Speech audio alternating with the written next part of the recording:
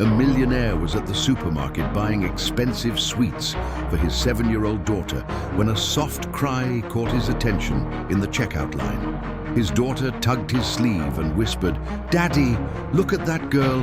She's just like me." When he turned and saw the poor child holding a box of milk with tears in her eyes, counting insufficient coins, his heart almost burst in his chest. She was an identical copy of his own daughter. And what happened next shocked everyone. The sound was almost imperceptible, a wisp of sorrow lost in the bland, soft pop melody playing over the supermarket speakers. Richard, however, heard it. His paternal instinct, honed to a razor's edge in the 7 years since he'd become his daughter's only rock, could pick up any sign of a child's distress from yards away. For a moment, he thought it was just the fatigue of a long workday, his mind playing tricks on him. He was in the candy aisle, a universe of vibrant colors and sugary promises, Sophia's personal paradise. His little girl, her eyes shining with anticipation, was pointing to a box of Belgian chocolates with the seriousness of a general choosing her finest weapon. He smiled, his heart warming at the sight. It was for moments like this that he lived. Every one of Sophia's smiles was a balm on the wound that would never heal. The absence of Helen, his beloved wife, who had departed the same day she brought that light into the world. The protectiveness he felt for her was overwhelming, a fortress he had built brick by brick to keep her safe from any pain. "Daddy, can we get this one? Pretty please?" Sophia's voice pulled him back from his bittersweet memories. "Of course, sweetheart. Whatever you want," he said, placing the box in the shopping cart, which already held organic yogurts and imported fruits. It was then that the sound returned, a little clearer this time. A stifled sob coming from the direction of the checkout lanes. He frowned, the protective instinct stirring inside him. Sophia, always attuned to the slightest shift in his expression, followed his gaze. "Daddy, look at that girl," she whispered, tugging on the sleeve of his expensive suit jacket. "She looks like me." Richard chuckled, a low, affectionate sound. "Every girl with brown hair looks like you, sweetheart. Do you think you own all the brown hair in the world?" He turned to pay her a smile, but what he saw froze the air in his lungs. In the next lane over, a little girl, maybe the same age as Sophia, stood with her back to him. Her clothes were worn, the fabric of her thin dress faded, a painful contrast to the designer dress Sophia wore. The girl was on her tiptoes, trying to reach the checkout counter, and in her small, grimy hand, she held a single carton of milk. But what made Richard's heart stumble wasn't the evident poverty of the scene. It was the girl's shoulders, which were trembling with silent sobs. She was counting a few coins in her other palm over and over, as if hoping they would miraculously multiply. The cashier, a young woman with a tired expression, said something Richard couldn't hear, but her gesture was clear. She shook her head. The girl's shoulders slumped in defeat. Slowly, she turned to return the milk to the cooler, and in that instant, Richard's world stopped. The face that turned toward him wasn't just like Sophia's. It was an exact copy. The same large, almond-shaped eyes, now glistening with tears, he understood. The same small, upturned nose, the same delicate mouth, trembling with disappointment. Even the tiny mole just above her right eyebrow, a mark he kissed every single night before Sophia fell asleep, was there. The shock was so violent that the shopping cart slipped from his fingers, the expensive chocolates and yogurts scattering across the polished floor with a dull thud. He didn't hear it. His ears were ringing, his vision tunneling until it focused only on that small face, an impossible mirror reflecting his own daughter in a world of misery and helplessness. It was a ghost, an illusion, a cruel trick of his overwrought mind. But the girl's eyes met his for a fraction of a second, and in them Richard saw not a reflection, but a distinct soul filled with a sadness no child should ever know. There, between the dairy aisle and the imported confections, Richard's world shattered into 1,000 pieces over a face that had no right to exist. Time seemed to stretch and contract. For an eternal moment, Richard stood paralyzed, the sound of his own breath echoing in his ears as the contents of his cart rolled mournfully across the floor. Sophia's voice, small and worried, brought him back to reality. "Daddy, are you okay?" The chocolates fell. She knelt to pick up the dented box, her innocence a beacon in the fog of confusion that enveloped Richard. He blinked, forcing his muscles to obey. The girl, his daughter's clone, was now placing the milk back in the refrigerator. Her small body hunched in a resigned acceptance that broke Richard's heart in two. Logic screamed in his mind that it was a coincidence, an extraordinary resemblance, nothing more. But his heart, the heart of a father who knew every curve and expression of his daughter's face, refused to believe it. It was more than resemblance, it was identity. And the pain on that identical face was an affront to everything he strived to build. A safe and happy world for Sophia. Acting on an impulse that came from a place deeper than thought, he moved. He left the groceries scattered on the floor, ignored the curious glances from other shoppers, and walked with long strides toward the girl. He knelt beside her, trying to keep his voice calm and gentle so as not to startle her. "Excuse me, honey." The girl flinched, her eyes wide with fear, like a startled kitten. They were Sophia's eyes, but filled with a wariness his daughter had never needed to learn. "I saw you wanted the milk," he continued, gesturing to the carton. "Please, let me buy it for you." She just stared at him, distrustful, without saying a word. Her silence was more eloquent than any protest. It spoke of a world of disappointments, of broken promises. "I insist," Richard said, a warmth in his voice that surprised even himself. "In fact, let's get two. One doesn't seem like enough." He took 2 cartons of milk from the shelf and with a gesture asked her to follow him. Hesitantly, she trailed him to the checkout, keeping a safe distance. He paid for the milk and for his own items, which a kind employee had gathered from the floor. As he handed the 2 cartons to the girl, their fingers brushed for a brief moment. Her skin was rough, cold. He felt a pang of something that wasn't pity, but a strange and powerful connection. The girl looked at him, the suspicion in her eyes finally giving way to a faltering gratitude. And then she did something that completely disarmed Richard's fortress. She dropped the milk cartons on the floor and hugged him. It was a quick, almost desperate hug, thin little arms wrapping around his neck. He smelled street grime and cheap soap, so different from Sophia's lavender-scented shampoo. But the warmth of her small body was unmistakably that of a child. A wave of paternal tenderness washed over him, so overwhelming and unexpected that he nearly lost his breath. It was a feeling he thought was reserved exclusively for Sophia. As quickly as it began, the hug was over. The girl grabbed the milk, murmured a nearly inaudible "thank you," and ran out of the supermarket, disappearing into the late afternoon crowd.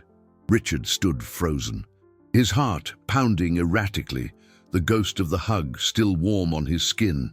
He paid for his groceries in a trance, responding to the cashier on autopilot. On the way home, with Sophia chattering about school in the back seat, Richard's mind was somewhere else. He tried to convince himself it had been just an act of kindness, a fleeting moment. But the image of that identical face and the feeling of that fragile hug were seared into his soul. He tried to bury the memory, to classify it as a bizarre event, but a seed of doubt and wonder had been planted, a seed that he felt with a terrifying certainty would not leave him in peace so easily. The night was long and restless. Richard tucked Sophia into bed, read her favorite story, and kissed the small mole above her eyebrow. But the gesture, which had always been a ritual of pure love, now carried the weight of a disturbing question.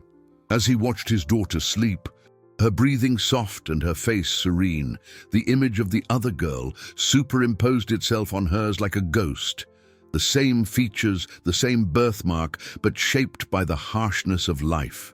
He felt like a traitor for thinking of another child with such intensity, as if the mere memory of her diminished the love he felt for Sophia. He tried to push the thoughts away, attributing them to stress and lack of sleep. But the feeling that something fundamental in his universe had shifted persisted. He found himself searching through old photo albums of Helen, looking for some distant relative, some genetic explanation for such an absurd resemblance, but found nothing. Logic and emotion waged a silent battle inside him, leaving him exhausted and confused. The next morning, the family routine forced him to shelve his anxieties. He made breakfast, helped Sophia with her school uniform, and drove her, as always, to the elite private school a few blocks from their home. The morning sun bathed the entrance courtyard, where well-dressed parents said goodbye to their children. Richard kissed Sophia's forehead, told her he loved her, and watched her run off to meet her friends. He was about to turn and head to the office when his heart leaped into his throat. Standing near the gate, slightly apart from the crowd of uniformed children, was her. The girl from the supermarket. She wasn't wearing a uniform, just the same faded dress from the day before, and she was gazing into the courtyard with an expression of longing. What was she doing here? Did she live nearby? Or was fate in some perverse way toying with him? Before he could process the shock, he saw Sophia approach the girl. There was no hesitation, no strangeness. They began to talk as if they were old friends. Sophia's laughter echoing across the courtyard, while the other girl smiled, a shy smile that transformed her sad face. The scene was so surreal that Richard felt like a spectator in a dream. They were two versions of the same person, one living in the sun, the other in the shadows, meeting at an impossible intersection. The school supervisor, a pleasant woman named Mrs. Davis, approached Richard with a friendly smile. "Good morning, Mr. Anderson. Your Sophia is such a sweetheart, so sociable." He managed only to stammer a thank you. Mrs. Davis then glanced at the two girls chatting and remarked with the casualness of someone talking about the weather, "I didn't realize you had another daughter. They're identical, twins perhaps." The casual question hit him like a punch to the gut. The air left his lungs and the world seemed to spin. "No, she's not my daughter," he managed to say, his voice coming out harsher than he intended. Mrs. Davis looked at him, a little surprised by his reaction. "Oh, I'm so sorry. The resemblance is just so striking, I assumed." She shrugged and moved away to attend to another child, leaving Richard alone with his whirlwind of emotions.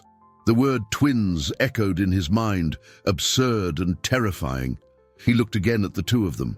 Sophia was showing the other girl a drawing she had made.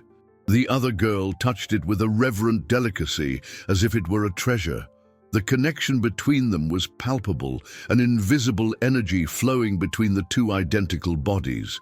Mrs. Davis's comment hadn't been a simple observation. It had been a key that unlocked a door in his mind, a door to a dark hallway filled with questions he didn't have the courage to explore. He got into his car, his hands trembling on the steering wheel.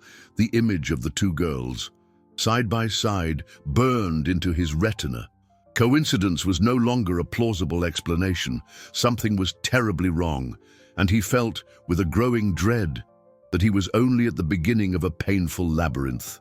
The days that followed were a silent torture for Richard. The image of the two girls together, the impossible resemblance, the word twins, echoing in his head. He tried to focus on work, on the spreadsheets and meetings that once consumed his mind. But everything seemed colorless and unimportant. His attention was fragmented, constantly returning to that schoolyard, to that supermarket. He started picking Sophia up earlier, arriving minutes before the gate opened, his heart tight with a mixture of fear and anticipation, and almost every day she was there. The other girl, whom he had internally started calling the Shadow, waiting outside as if drawn by a magnetic force. They would talk through the iron fence, sharing childish secrets, laughing at jokes only they understood.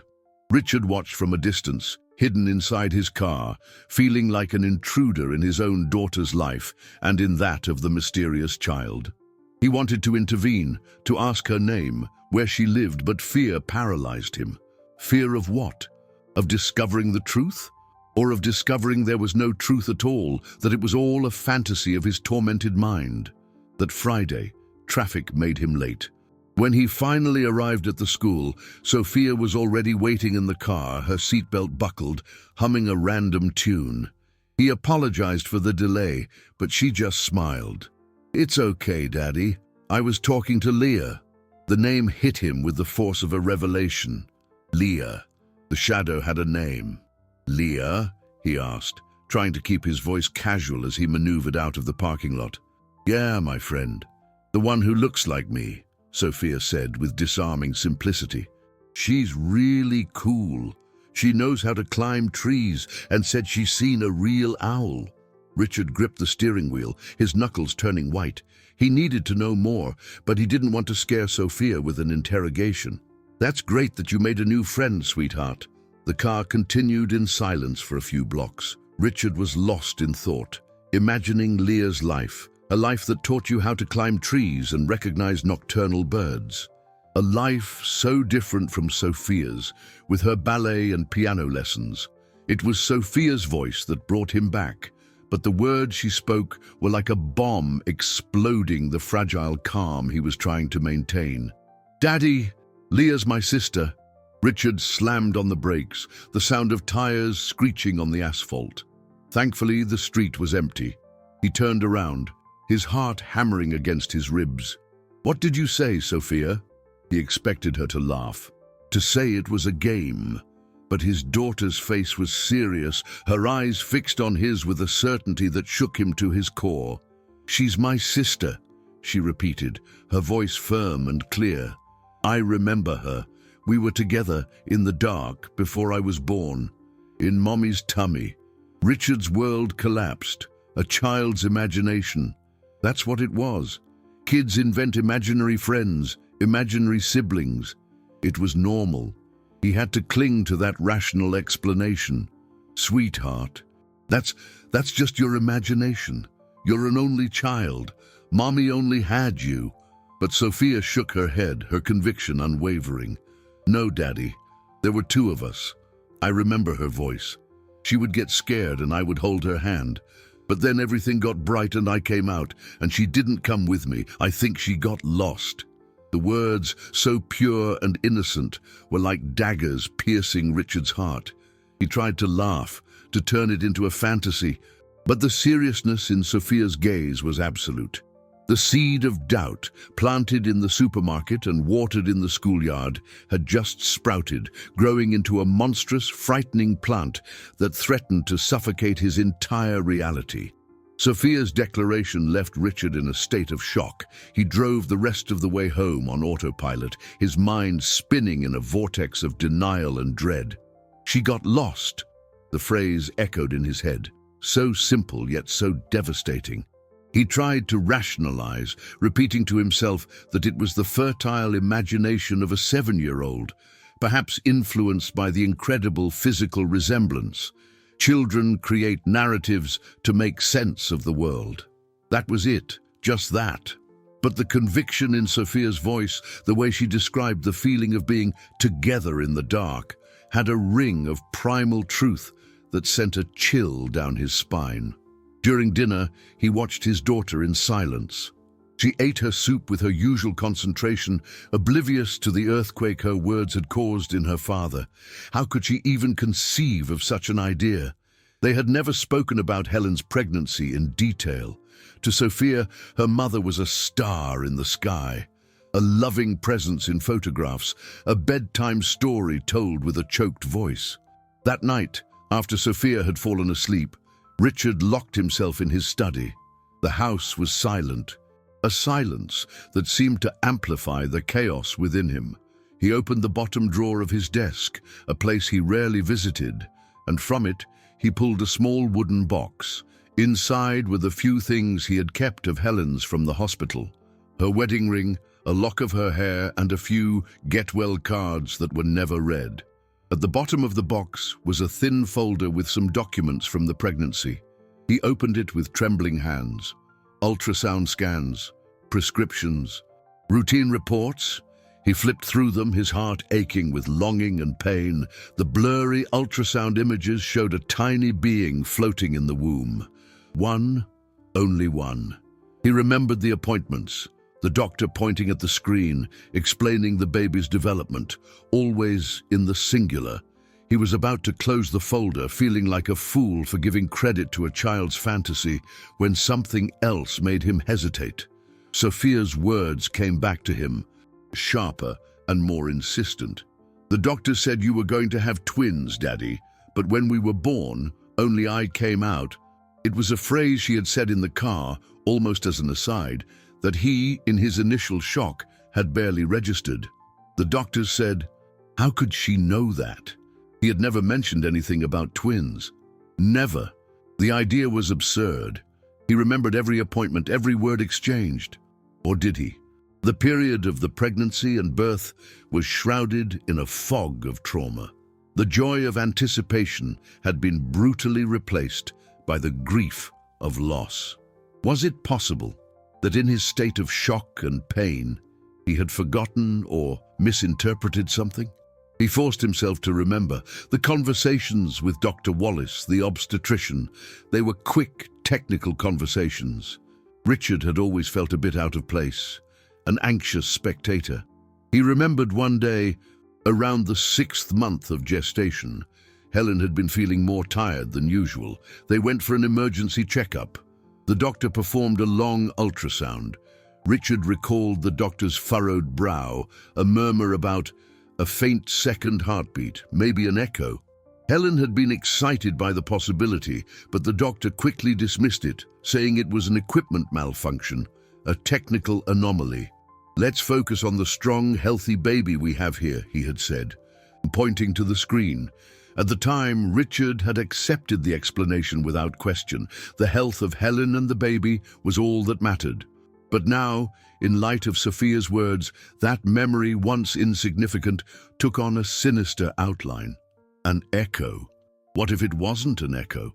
What if it was Leah's voice, as Sophia had said? An icy fear crept up his spine.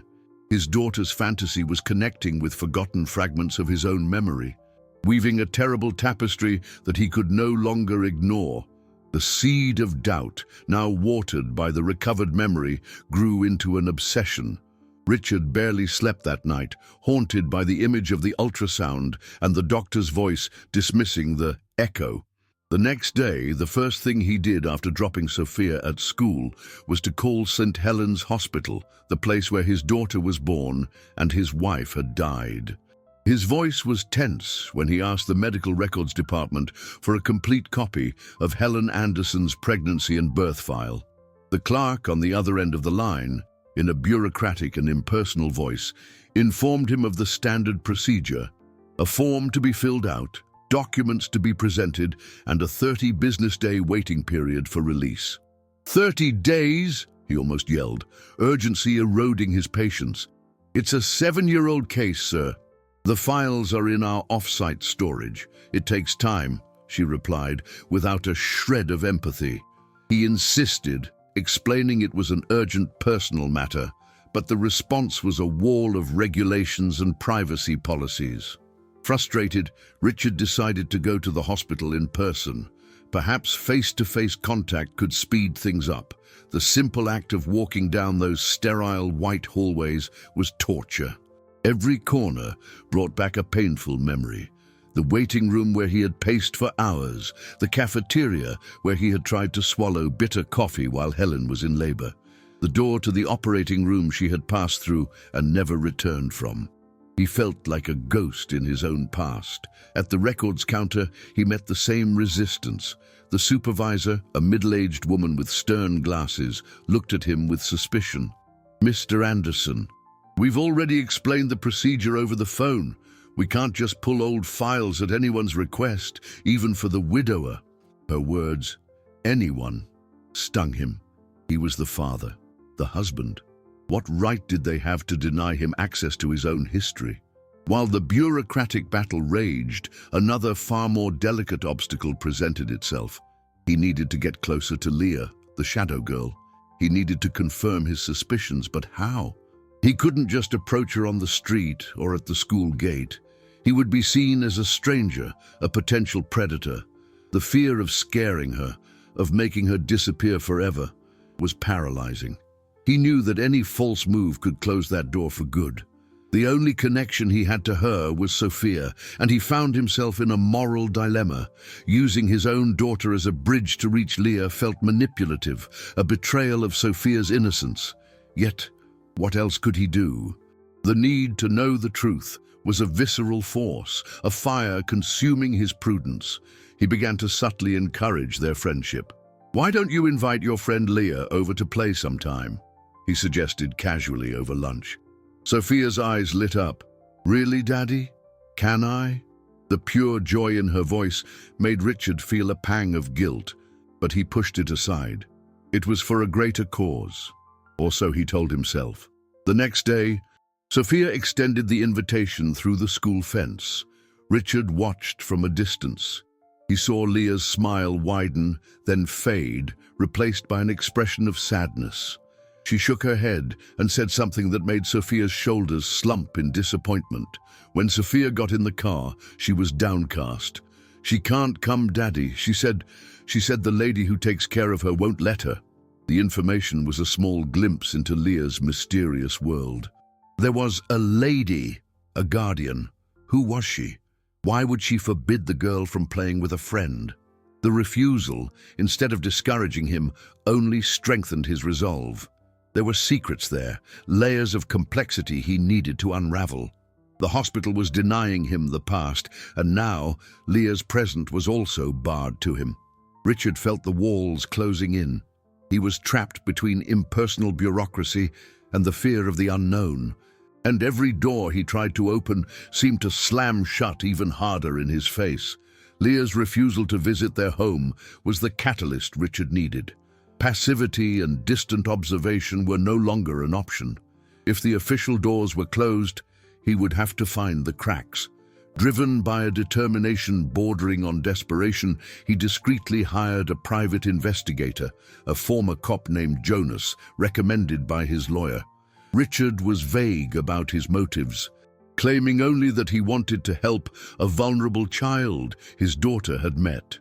Jonas, a pragmatic man who didn't ask too many questions, took the job. The only information Richard could provide was the girl's first name, Leah, and the place she was frequently seen, the gate of Sophia's school. In less than 48 hours, Jonas returned with preliminary information that made Richard's stomach clench. Leah didn't live near the school. In fact, she lived miles away, in a low-income community known as the Hollows, a labyrinth of alleyways and makeshift houses on the outskirts of the city. Jonas explained that the girl took 2 buses every day, a journey of nearly 2 hours, just to stand outside that school for 20 minutes. Why, no one knew. She lived with an elderly woman, Marlene, who was not her relative and who had been raising her since she was a baby. Neighbors said Leah's mother had left her with Marlene and simply disappeared. The girl helped the old woman survive by selling candy at traffic lights and running small errands. The description of Leah's life was a punch to Richard's conscience. While Sophia slept on Egyptian cotton sheets, Leah faced an exhaustive daily journey for an unknown reason. The guilt and urgency intensified. He had to see for himself.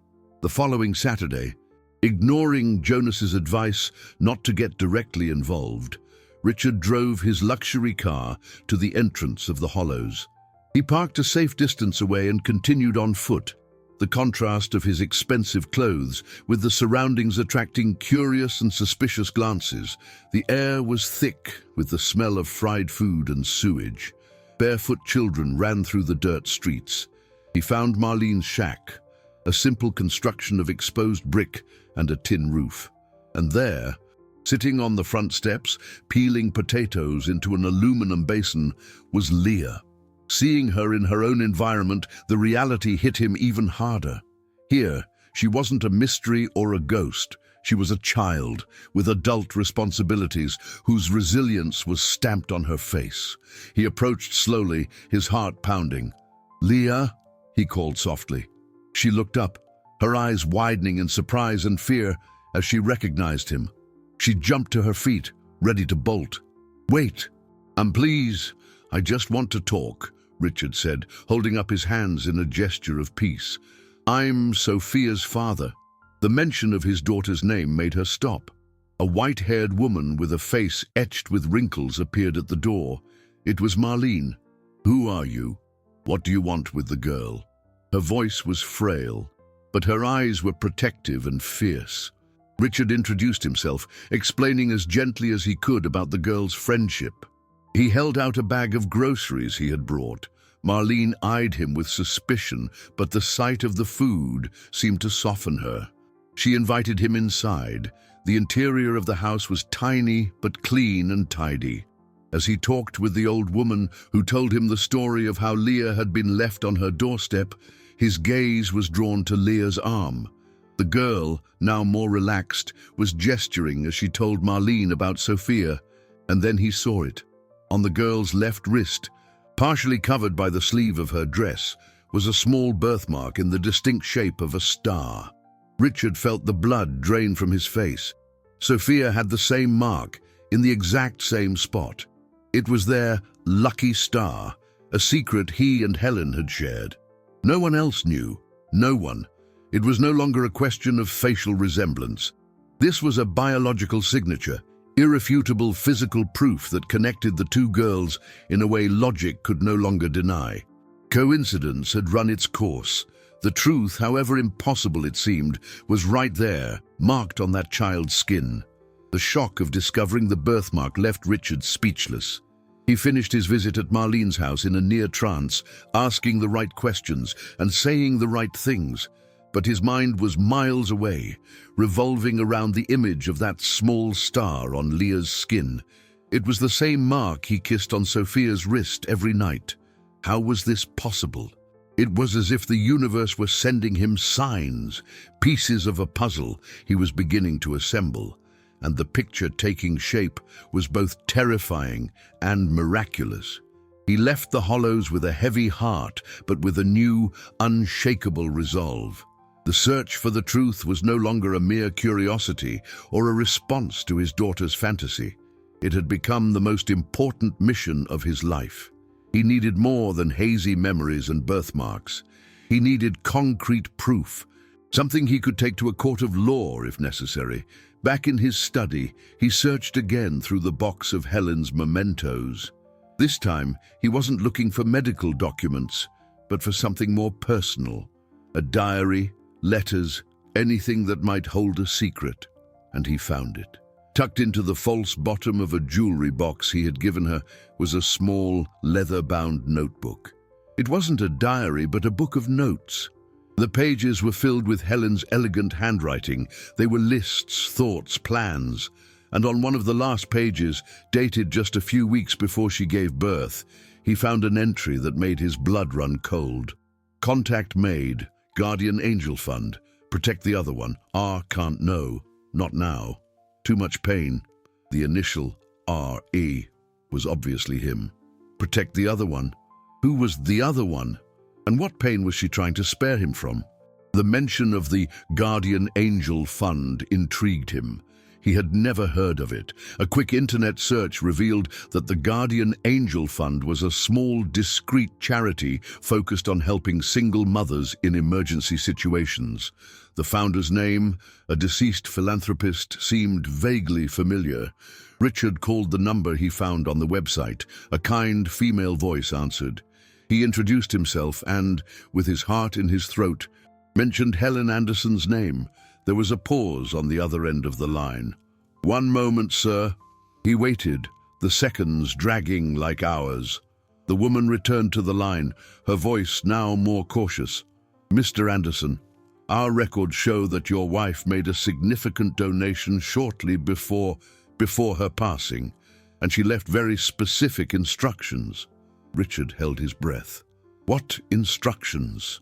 he asked, his voice trembling.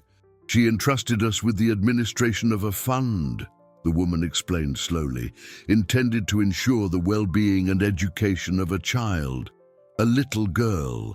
Richard's world began to crumble. "This girl's name," he started, but his voice failed him. The woman seemed to understand. The instructions were to maintain complete anonymity, to protect the child and you. But given the time that has passed, the beneficiary's name is Leah. The confirmation hit him with the force of a hurricane. Helen knew. She knew there was another daughter, and she had acted to protect her, to secure her future, all in secret. The pain of the revelation was overwhelming. Why hadn't she told him? Why had she let him live in ignorance for 7 years? The phrase, "R can't know," not now, too much pain, echoed in his mind. She had been trying to protect him from more suffering, but in doing so, she had created an abyss of secrets he now had to cross alone. The woman on the phone continued, her voice full of compassion. "I'm so sorry, sir. The situation was complicated. There were legal and medical issues involved but Richard was barely listening. The truth was a blinding sun. He had another daughter, and his beloved wife, in her final days, had carried the weight of this monumental secret alone. The revelation of the Guardian Angel Fund and Helen's secret left Richard devastated, but it also gave him a new focus. The pain of betrayal, or what he momentarily perceived as betrayal, quickly gave way to an anguished understanding. Helen hadn't excluded him out of a lack of trust, but out of an excess of love. She had seen him falling apart and had tried to spare him an additional burden. Now, the weight of that burden was entirely his. He knew he had to act, but he also knew the path ahead was fraught with danger. His presence in the hollows, however discreet he tried to be, had not gone unnoticed. During the week, he tried to return, bringing more supplies for Marlene and Leah, using the girls' friendship as a pretext. This time, however, the reception was different. Marlene was nervous, her eyes constantly darting to the windows. Leah seemed frightened, staying close to the old woman, refusing to speak to him. "You'd better not come back here," Marlene said in a whisper as she walked him to the door. "There are people who don't like you being here, people who benefit from the girl." Richard felt a chill. "What people? What are you talking about?" The old woman shook her head, fear etched on her wrinkled face. "They make her do things, beg for money, run errands. They say they're taking care of her, but they just use her. You coming here with your car and your clothes, it draws attention. They think you're a cop, or worse." The truth hit him with the clarity of a lightning strike. Leah wasn't just a poor girl. She was being exploited, trapped in a web of control and fear. The people Marlene mentioned wouldn't see her as a child to be saved, but as an asset to be protected. His interference was a direct threat to their livelihood. The veiled threat became a tangible obstacle. The next day, Leah didn't show up at the school gate, nor the next. Sophia was heartbroken. "Does she not like me anymore, Daddy?" she asked, her eyes full of tears. Richard held her tight, his own heart breaking for his daughter's pain and the helplessness he felt. He knew Leah's disappearance was no coincidence. It was a warning. They were hiding her from him. He called Jonas, the investigator, and asked him to go to the Hollows to try to find out what was happening. Jonas called back a few hours later, his voice grave. "It's gotten ugly, Richard. The girl and the old woman are gone. The neighbors have clammed up, scared to talk. But one kid told me he saw 2 men take them away in a car last night, said it was to protect them." Panic seized Richard's chest. Leah was in danger, and it was his fault. His attempt to get closer, to help, had put a target on her back. And as if that weren't enough, his actions began to attract the wrong kind of official attention. A social worker from Child Protective Services called his office. "Mr. Anderson, we've received an anonymous complaint concerning you. Allegations of an inappropriate interest in a minor from the Hollows community." The voice was cold, accusatory. Richard tried to explain, to talk about the resemblance to his daughter, about his intention to help, but his words sounded weak and suspicious, even to himself. The social worker informed him that an investigation would be opened and advised him to stay away from the community. It was a dead end. The criminals had taken her, and the authorities now saw him as a criminal. He was isolated, fighting a war on two fronts, with the fate of his newfound daughter hanging in the balance. And in the midst of it all, the secret friendship between his two daughters, the only light in that dark tunnel, had been brutally severed. Leah's absence left a vacuum in Sophia's life. The joy that had always defined her gave way to a quiet melancholy. She would draw stick figures of two girls holding hands and then scribble them out in a fury. Richard felt every pang of his daughter's sadness as if it were his own. He felt guilty for her pain, guilty for Leah's disappearance, guilty for not having unraveled Helen's secret sooner. The CPS investigation hung over him like a dark cloud, limiting his movements. Any attempt to use his resources to find Leah would be seen as confirmation of the suspicions against him. His hands were tied, and the helplessness was consuming him. Jonas, the investigator, continued to work in the shadows, but the leads were scarce. The people in the hollows, terrified, wouldn't talk. The men who took Leah and Marlene were ghosts. While Richard's world was falling apart, something unexpected happened. The connection between the twins, which he thought had been severed, found a new way to exist. One night, Sophia woke up screaming from a nightmare. Richard rushed to her room and found her sitting up in bed, trembling, her face pale. "What is it, sweetheart? What happened?" She clung to him, sobbing.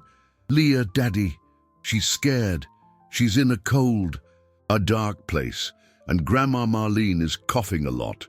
Richard tried to soothe her, telling her it was just a bad dream, but Sophia's description was so vivid, so full of details, the smell of mold, the sound of dripping water, the dry, persistent cough of an old woman, that a shiver ran down his spine.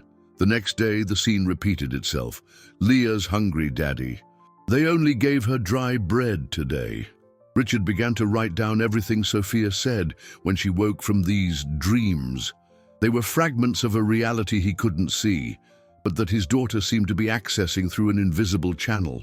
He didn't understand how, but the bond between them was stronger than physical distance. It was a deep attunement, born in the same womb, that no separation could break. Meanwhile, the pressure on him mounted. His lawyer advised him to stop looking for the girl, to let the CPS investigation run its course and prove his innocence. "You're acting like a guilty man, Richard. It's only going to make things worse," he warned. But how could he stop? Every one of Sophia's dreams was a torturous reminder that Leah was suffering somewhere, needing him. The breakthrough came from an unexpected source. One of Sophia's teachers, moved by the girl's sadness, called Richard. "Mr. Anderson, Sophia gave me this today. She said it was a secret for Leah." It was a drawing. In it, two girls stood on opposite sides of a brick wall. One of them, on the outside, was releasing a red balloon into the air. On the balloon was a small, smiling sun. The teacher continued. "The strange part is, she told me Leah would know where to find the balloon. She said something about the place where the sun sleeps on the river." Something clicked in Richard's mind. Where the sun sleeps on the river. It was an expression Helen used to use. It referred to an old abandoned port area west of the city where they used to go to watch the sunset over the river when they were dating. It was a forgotten place, full of dilapidated warehouses and sheds. A perfect hiding spot. It was a long shot, based on a child's intuition and the memory of a lost love. But it was the only lead he had. He took the drawing, thanked the teacher, and knew, with a certainty that vibrated through his entire being, where he had to go. The message wasn't just a drawing, it was a map, drawn by the unbreakable connection between two sisters. Richard spent the rest of the day formulating a plan. He couldn't just storm the old port area. If he was right, he would be walking into enemy territory. If he was wrong, he would just be chasing false hope and worse, strengthening the CPS case against him. He contacted Jonas. explaining the situation as carefully as possible, omitting the mystical origin of the tip and treating it as an anonymous lead. Jonas, though skeptical, agreed to check it out. Prudence demanded he wait, but the image of Leah, hungry and scared, painted by Sophia's nightmares, spurred him to action. He couldn't wait for others to solve his problem anymore. She was his daughter, his responsibility. That night, he put Sophia to bed, his heart heavy with the risk he was about to take. "Daddy, are you going to find Leah?" she asked, her sleepy eyes fixed on his. "I'm going to try, sweetheart. I promise I'll try with all my might." Under the cover of darkness, Richard drove to the Port District. He left his car several blocks away and continued on foot, the salty, damp air filling his lungs. The place was even more desolate than he remembered. Ruined buildings rose like skeletons against the night sky, and the only sound was the wind howling through broken windows. He met Jonas at a prearranged spot. The investigator's face was grim. "You were right. There's movement in one of the warehouses at the end of the pier. A car matching the description from the Hollows is parked out back." Richard's blood ran cold. They were here, so close. "Have you called the police?" he asked. Jonas shook his head. "Based on an anonymous tip, it would take them hours to get a warrant, if they could get one at all. And if we go in now, any evidence we find will be inadmissible."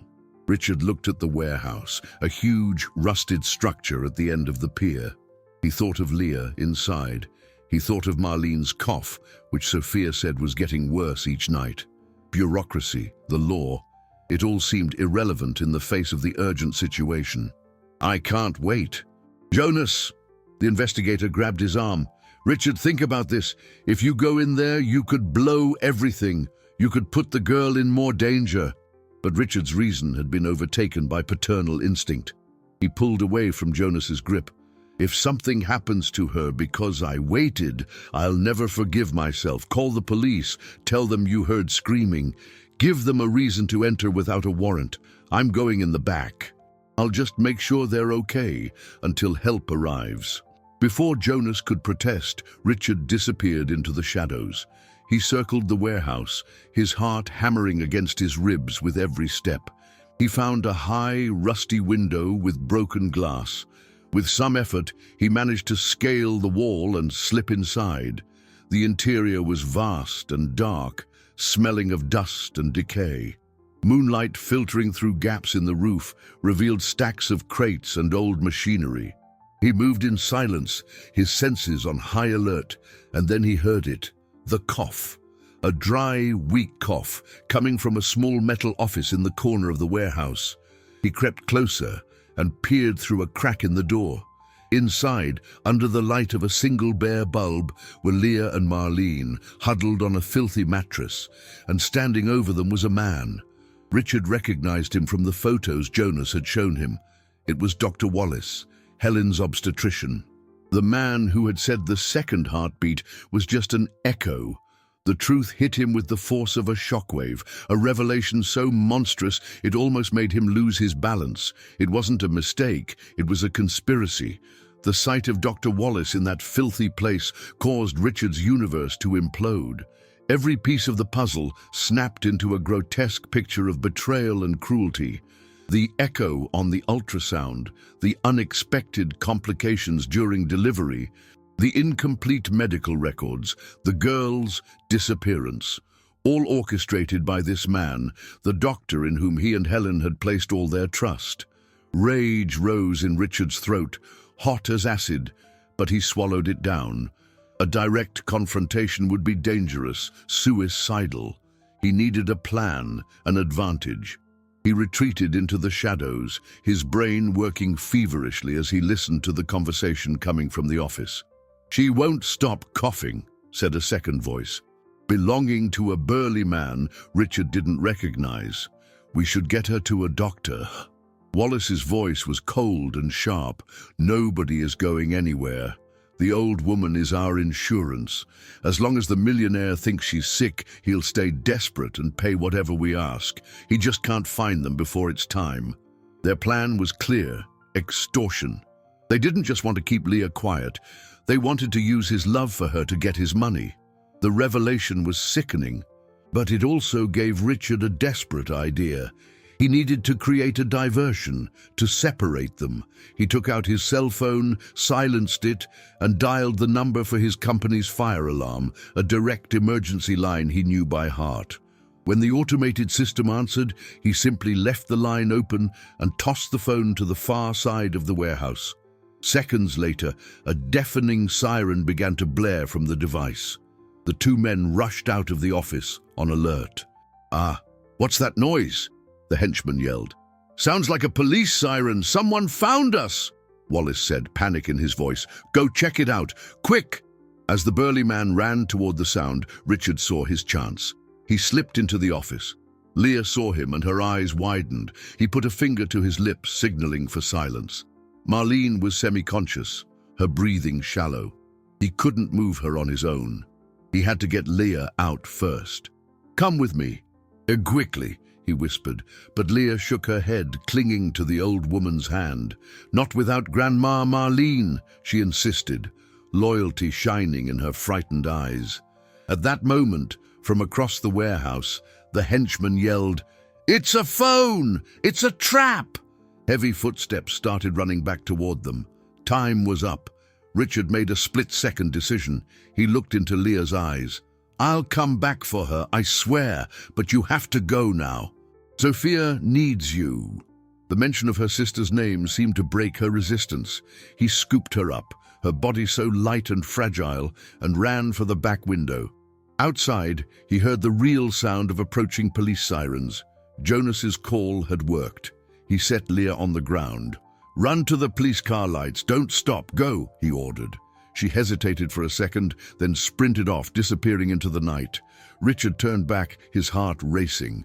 He had to get to Marlene, but he also had to face Wallace, the man who had destroyed his family. The doctor appeared at the office door, his face contorted with rage as he saw Leah escaping. "You!" he snarled, lunging at Richard. But at that exact moment, a second threat emerged. The henchman, coming back the way Richard had entered, grabbed him from behind, pinning his arms. He was trapped. The police were coming, but Wallace stood between him and safety. And to his horror, he saw the daughter he thought was safe, Sophia. She was there, on the pier, standing next to Jonas getting out of his car. She must have hidden in the back seat, childish curiosity overriding common sense. Wallace's eyes locked onto her. A cruel smile spread across his lips. He pointed at her. "If I can't have the money, I'll at least have my revenge. Get the other one." The henchman released Richard and ran towards Sophia. Every parent's nightmare had become real. Both his daughters were in danger, and he was trapped, forced to choose which one to try to save first. Time shattered into moments of pure panic. Richard saw the burly man charging toward Sophia, who was frozen in fear beside Jonas. At the same time, Dr. Wallace was moving back into the office, perhaps to use Marlene as a hostage. Richard's mind screamed, torn between two primal instincts: protect the daughter in imminent danger and save the daughter he had just found. But then, something extraordinary happened. Leah, who was supposed to be running toward the police, stopped. She turned and saw the man bearing down on her sister. Without a shred of hesitation, she yelled with all the force of her small lungs and ran back, but not toward the henchman. She ran toward a stack of empty metal barrels, piled precariously near the warehouse entrance. With a tremendous effort, she shoved the bottom barrel. The entire stack came crashing down with a deafening, metallic roar, blocking the man's path and giving Jonas the precious seconds he needed to pull Sophia to safety behind the car. The diversion worked. The surprised henchman stumbled over the barrels. That single act of courage from Leah freed Richard from his paralysis. He no longer had to choose. His daughters, united by a bond that transcended logic, were saving each other. With adrenaline coursing through his veins, he focused on Wallace. He sprinted to the office, blocking the door before the doctor could lock himself inside with Marlene. The confrontation was brief and ugly. Wallace wasn't a fighter. He was a man driven by greed and fear. Richard, fueled by a father's love, was a force of nature. He disarmed him of his desperation and pinned him to the floor, just as the police, guided by the shouts and the noise, stormed the warehouse with their weapons drawn. The scene that followed was a blur of flashing lights, radio chatter, and shouted orders. Paramedics rushed in and attended to Marlene, who was taken to the hospital. The henchman and a defeated Dr. Wallace were handcuffed and led away. When the chaos subsided, Richard found himself on the pier, under the watchful eyes of Jonas and the police, and in front of him stood his two daughters. They were holding each other tightly, crying silently. Sophia in her clean clothes and Leah in her tattered dress were mirrors of each other, two halves of a whole, finally reunited. Richard knelt and wrapped them both in his arms, joining the embrace. He felt their small bodies tremble and breathed in the scent of each of them. The nightmare was over. In the days that followed, the full truth emerged, unspooled in police interrogations and recovered documents. The story was more sordid than Richard could have imagined. Dr. Wallace, drowning in gambling debt, had seen Helen's twin pregnancy as the opportunity of a lifetime. He falsified the records, declaring one of the twins stillborn. The complication was a lie to cover his crime. He handed the baby, Leah, to an intermediary who in turn left her with Marlene, an innocent woman who believed she was caring for an abandoned child. The guardian angel fund that Helen had established was her safety net. Somehow she must have suspected the doctor's duplicity, but weakened from childbirth and wanting to protect Richard, she acted in secret. The funds she left, however, never reached Leah. Wallace, using his knowledge of the situation, had been embezzling the money for years, using his henchmen to keep Leah under control and far from any chance of discovery. Richard's appearance threatened to expose everything, forcing them to take drastic measures. Exposing this corruption was Richard's first victory. It was painful to confront the truth of his wife's final moments, but it was also liberating. Justice for Helen was coming. The legal battle for custody of Leah was exhausting, but with Jonas's testimony and the overwhelming evidence against Wallace, the decision was swift. The second victory came the day the judge slammed her gavel and declared Liana Helen Anderson his legal daughter. He was emotionally and financially drained, but his spirit was stronger than ever. The family that one man's treachery had tried to destroy was finally and legally whole. 6 weeks. Only 6 weeks had passed since that chance encounter in the dairy aisle, a moment that had split his life into a before and an after. Richard gazed out his living room window at the backyard. The afternoon sun filtered through the leaves of the trees, painting golden patches on the lawn. Outside, 2 identical laughs echoed, mingling with the buzz of bees. Sophia and Leah, wearing matching dresses, ran barefoot, chasing a colorful ball. They were inseparable, as if their bodies and souls were trying to make up for 7 years of forced distance. Seeing them together was the purest, most perfect picture of happiness he had ever known. The final victory wasn't just reuniting his family or getting justice for Helen. It was rediscovering himself. The wall of extreme protection he had built around Sophia had crumbled, not from weakness, but because it had been replaced by something far stronger, a foundation of complete, unconditional love for both his daughters. Marlene, after recovering fully in the hospital, now lived with them. She had refused to stay in a nursing home or an apartment paid for by Richard. "My place is with my girl," she'd said with loving stubbornness. She had become the grandmother the girls never had, a warm and constant presence in the house, telling stories of the Hollows and teaching Leah recipes her mother had taught her. The house, once silent and marked by absence, now overflowed with life. There was more noise, more mess, more love. Leah, with the resilience of one who had known life's harsher side, was blossoming. She still had moments of caution, of fear, but the security of her father's, her sister's, and her grandma's love was healing her wounds day by day.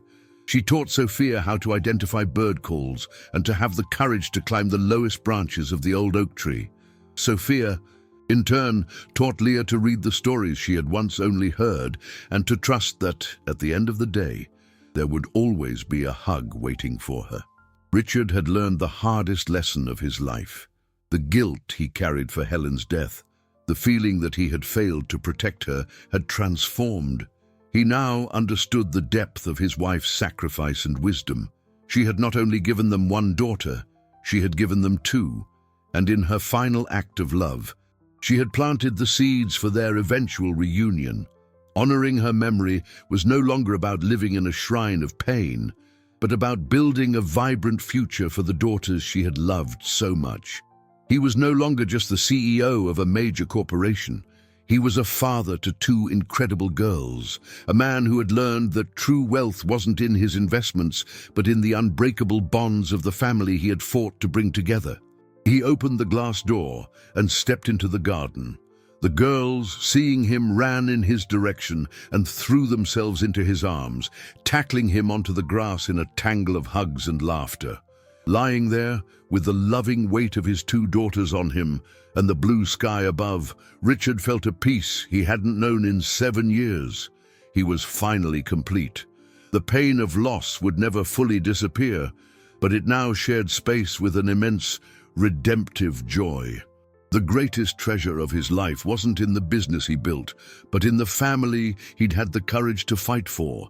A family forged in pain, bound by fate, and healed by love.